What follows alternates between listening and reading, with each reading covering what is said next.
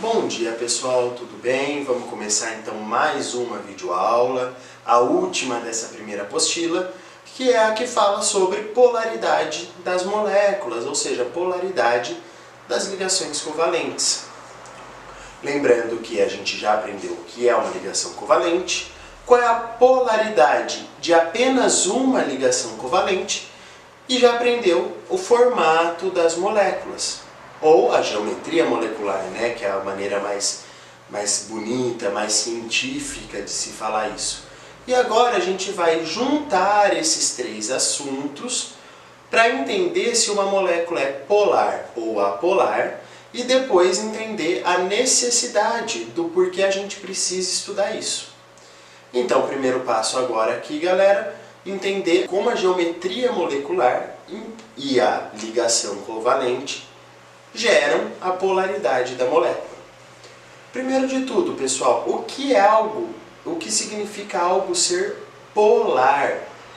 Polar significa algo que tenha um polo, ou seja, que tem uma parte mais positiva ou uma parte mais negativa. A gente também sabe que o que se movimenta melhor é o elétron, então algo mais polar, alguma molécula ser polar, significa que os elétrons estão mais atraídos para alguma parte dessa molécula. Certo, todo mundo? O que a gente tem que pensar aqui então? Existe um núcleo ou algum ponto que vai atrair mais os nossos elétrons? Essa é a ideia. Para isso a gente vai usar se a ligação é polar ou não, porque se a ligação é polar, significa que um dos dois átomos dessa ligação atrai mais o elétron. E o formato da molécula pode compensar isso ou não. Então o primeiro passo que a gente tem que entender é esse. Vamos então para uma definição formal de como calcular e depois eu vou dar uma dica mais informal para a gente. Formalmente, como que a gente calcula a polaridade de uma molécula? Formalmente a gente transforma cada ligação química num vetor. Porque uma ligação química tem uma direção e tem uma direção, certo? E a gente faz um vetor colocando um sentido apontando para quem atrai mais o elétron. Então a gente transforma a ligação química num vetor. Por exemplo, a água que está aqui a gente consegue transformar nesse formato aqui. Percebe que a gente tem cada ligação, cada uma das ligações da água vira um vetor, certo? E aí a gente soma esses vetores. Somando esses vetores a gente descobre se ele é polar ou apolar. Se a soma dos vetores for igual a zero, a molécula não tem um polo mais positivo, porque significa que todas as ligações que estão rolando ali se anulam. Então não vai existir um polo mais positivo, um polo mais negativo.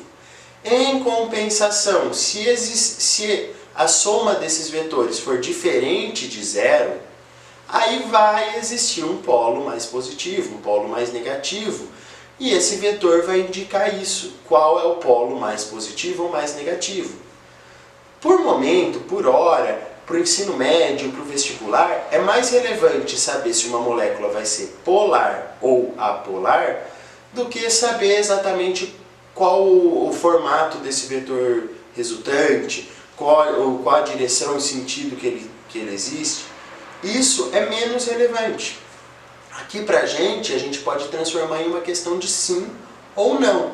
Existe um vetor resultante disso tudo? Se a resposta for sim, aí a gente tem uma molécula polar. Se a sua resposta for não, a gente vai ter uma molécula apolar. Dando exemplo aqui, ó, olha a água. A água a gente tem duas ligações. A hora que a gente traça os vetores, eles não, e a gente soma esses vetores, dá para perceber que eles não se anulam.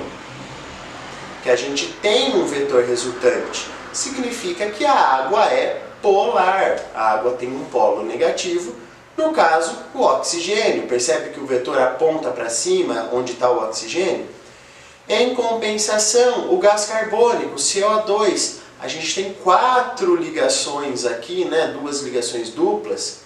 A hora que a gente observa essas 4 ligações, vocês vão ver que a soma delas dá 0, porque elas se anulam. Percebem isso? Então isso significa que o gás carbônico é apolar, ele não possui um polo. Tranquilo para todo mundo essa ideia, galera, de que as ligações se anulam? Essa é a primeira maneira de se calcular se uma molécula é polar ou apolar. Pode ser que para algumas moléculas isso fique muito complexo. Por isso existem alguns truquezinhos que a gente usa no nosso cotidiano para entender isso. Antes só dos truquezinhos e tudo mais, item importante. Como que eu vou saber o módulo, o tamanho desse vetor? Bom, não existe, a gente pode até traçar valores de eletronegatividades, mas não existe a necessidade disso. Basta pensar que quanto maior a diferença de eletronegatividade, está aqui na tela a fila de eletronegatividade, quanto maior a diferença, maior vai ser esse nosso vetor. Então, se eu tiver, sei lá, o flúor com o hidrogênio, que são as duas pontas, é um vetor muito grande. Em compensação, o cloro e o bromo formam um vetor muito pequeno, porque eles são consecutivos nessa nossa fila. Apenas pensar isso. E apenas pensar que, para tudo que a gente for usar, ligações entre 2 átomos diferentes vão ser sempre diferentes. Então, o oxigênio ligado com o nitrogênio ligado com o flúor gera tamanhos de vetores bem diferentes.